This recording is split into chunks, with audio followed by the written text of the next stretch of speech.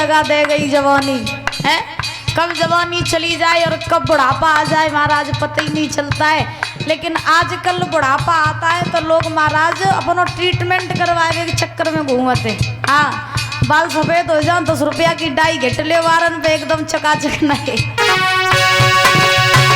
अरे पहलो बुढ़ापा मेरे पालन पे आयो। अरे पहलो बुढ़ापा मेरे पालन पे आयो। तब डाई में करी मेहरबानी रे लगा ले गई जवानी।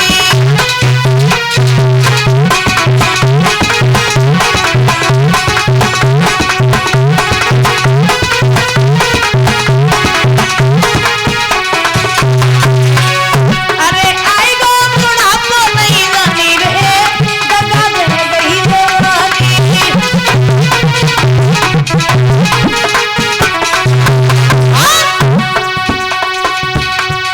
दूजो बुढ़ापा तेरी आंखें न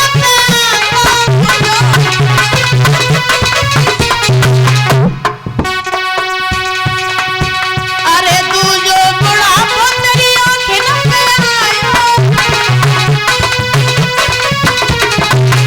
तब चश्मानी कभी में बता दे गई जवानी।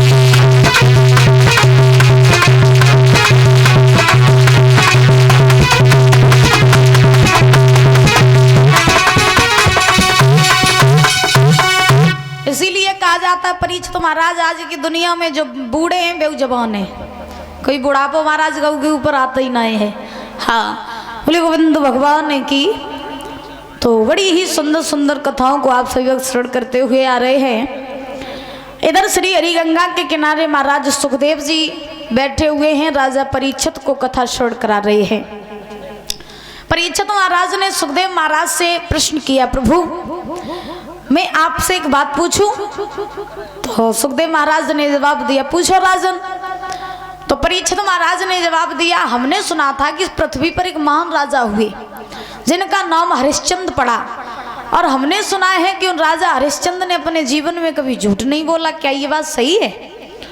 तो सुखदेव महाराज ने जवाब दिया, परीक्षित जी बताओ, जब तक ठोकर नहीं लगेगी तब तक संभलना कैसे सीखोगे? सोचने वाली बात यह है कि जब तक आपको ठोकर नहीं लगेगी तब तक आप संभलोगे कैसे?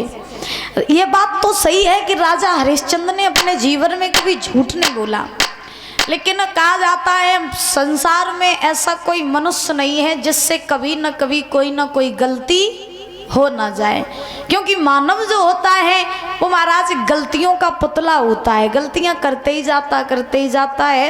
यानी संसार में जो आता है वो बिना गलती किए रहता नहीं है। तो ये बात तो सही है कि हरिश्चंद्र ने अपने जीवन में कभी झूठ नहीं बोला, लेकिन हरिश्चंद्र ने अपने जीवन में एक बार झूठ बोला था। कब बोला था? एक समय की बात की महाराज हरिश्चंद्र जो हैं सूर्यवंशी राजा हैं, बड़े अच्छे राजा हैं। हरिश्चंद्र का विवाह हुआ तारा के साथ में। तारा के साथ में विवाह होने के बाद हरिश्चंद्र बड़े ही आनंद से अपना जीवन यापन करने लगे। जब जीवन यापन करने लगे तो अवध के राजा इनके घर में काउ चीज की कमी ना है महाराज। धन दौलत राजपाट सब कुछ है, लेकिन कल भी बताया था हमने परीक्षित महाराज के दुनिया में जो आता है वो किसी ना किसी चीज से हमेशा दुखी रहता है। यानी मनुष्य सर्व सुख लेकर के कभी नहीं आता। तो हरिश्चंद्र के घर में कमी तो किसी चीज की नहीं है, लेकिन महाराज कमी है तो केवल एक ही बात की, उनके घर में कोई संतान नहीं है। और जब उनके घर में कोई संतान नहीं है तो लोग हरिश्चंद्र को निर्वंशिया कह के बुलाते, तारा को बांझ कह के बुलाते। महाराज बड़े ही उदास रहते हरिश्चंद्र। एक समय की बात की, अपने सभा में बैठे हुए हैं हरिश्चंद्र, उदास बैठे हुए हैं। तब तक महाराज वरुण देव आ गए, और जब वरुण देव आए तो वरुण देव ने हरिश्चंद्र को उदास देखा। तो वरुण देव ने हरिश्चंद्र से कहा, क्या बात है हरिश्चंद्र, आज तुम इतने उदास क्यों हो? तो हरिश्चंद्र ने कहा, महाराज उदास तो हम इसलिए हैं कि भगवान ने मेरे साथ में बहुत बुरा किया। वरुण देव बोले, क्यों बुरा किया? तो हरिश्चंद्र बोले बुरा इसलिए किया कि भगवान ने धन दौलत दे दी, राज्यपाट दे दिया, पैसे से खजाने भरे पड़े हैं, लेकिन मैं इन पैसों का, इन धन दौलत का करूँगा क्या जब मेरे पास में कोई संतान ही नहीं है। और महाराज बिना संतान के घर सूना सूना लगता है, और बिना संतान के समाज में मेरा कहीं सम्मान नहीं होता है, तो इसीलिए मैं बड़ा परेशान रहता हूँ। और सुनो महाराज, मेरे घर में बेशक एक पुत्र हो जाए, और एक पुत्र होने के बाद में बेशक वो जन्म लेकर के मर जाए, कम से कम ये निर्वंशिया का कलंक जो मेरे ऊपर लगा है ये तो हट जाएगा। और हरिश्चंद्र ने वरुण देव से कहा, सुनो घर में कोई जा तो एक लाल, और अच्छा ही वो जन्म ले मरेगा।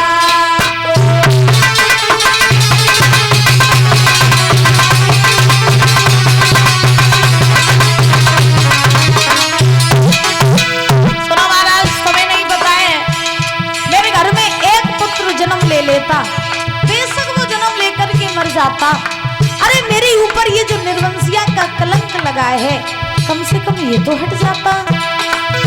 घर में हुई जा तो एक लाल, चाहे वो जन्म ले मरे जा तो।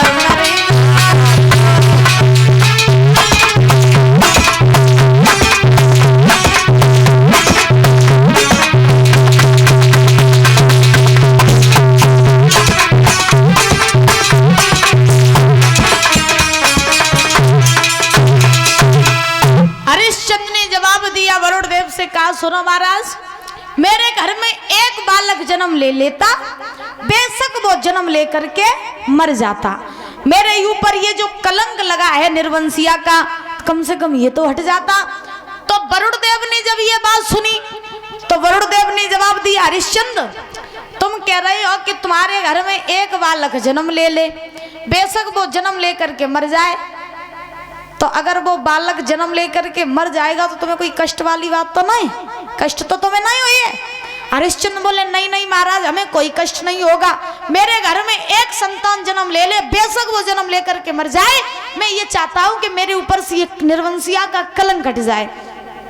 तो वरुण देव ने जवाब दिया, हरिश्चंद्र ऐसा करो कि जाओ हम तुम्हें ये वचन देते हैं कि ठीक 9 महीने बाद तुम्हारे घर में एक बालक जन्म ले लेगा, लेकिन जैसे ही बालक जन्म ले तो तुम्हें भी वचन देना पड़ेगा। तो हरिश्चंद्र बोले हमें कौन सा वचन देना पड़ेगा?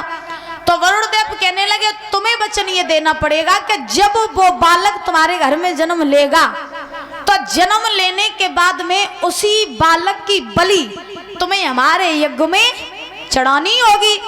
तो हरिश्चंद्र ने जवाब दिया, ठीक है महाराज, मैं आपको ये वचन देता हूँ कि अगर मेरे घर में एक पुत्र हो गया तो मैं अपने उस पुत्र की बलि तुम्हारे यज्ञ में चढ़ा दूंगा। सो महाराज हरिश्चंद्र ने भी वचन दे दिया। अब देने के बाद में वरुण देव वहां से चले गए। जब वरुण देव वहां से गए तो धीरे धीरे समय व्यतीत हुआ, तारा ने गर्भ धारण किया, और तारा ने जब गर्भ धारण किया तो तारा के गर्भ के जब 9 मास पूरे हुए तो हरिश्चंद्र के घर में महाराज एक बालक ने जन्म ले लिया। और जब एक बालक ने जन्म लिया तो हरिश्चंद्र ने बहुत खुशी मनाई। बोलू अरे अंगना में बजी बधाई,